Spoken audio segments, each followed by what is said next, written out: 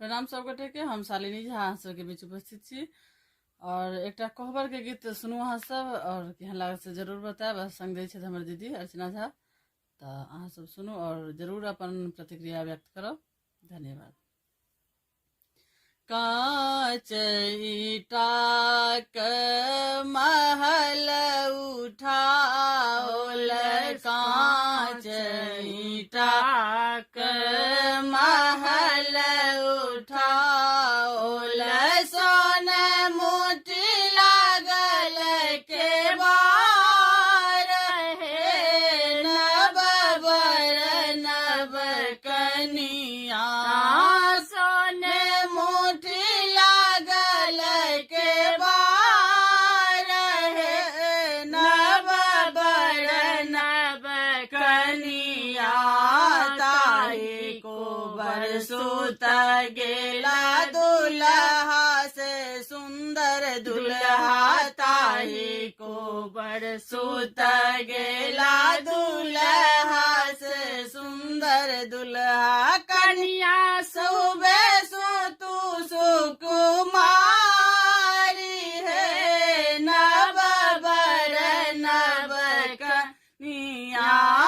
कन्या सुबे सुतु सुकुमारी है, नव बर नव कन्या, हाटे सुतु हटे बैसो ससुर जी के बेटिया, हटे सुतु हटे बैसो ससुर जी के बेटिया, आहू देहा गरमिया पार है, नव बर नव कनिया, आहू देहा गरमिया पार है, नव बर नव कनिया, एत बचन जाओ सुनलनि कन्या सुहबे, एत बचन जाओ सुनलनि कन्या सुबे, पालन छोरी भुइया में लोटाई है, नव बर नव कनिया, पालन छोरी भुइया में लोटाई है, नव बर नव कनिया, आबथु सर हो जबै सतो पलंग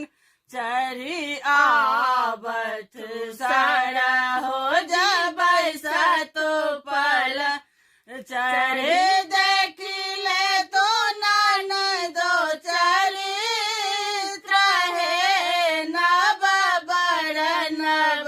कनिया, देखी ले तो ननदो चरित्र है, नव बर नव कनिया, हमरो ननदिया दोसिया बर रे दुलरुआ, हमरो ननदिया दोसिया बर रे दुलरुआ, पाकल पान नाही खाती है, नव बर नव कनिया, पाकल पान नाही खाती है, नव बर नव कनिया, हमरो ननदिया प्रभु बर रे दुलरुआ, हमरो ननदिया प्रभु बर रे दुलरुआ, बात साहब नहीं जानती है, नव बर नव कनिया, बात साहब नहीं जानती है, नव बर नव कनिया, कांच ईटा के महल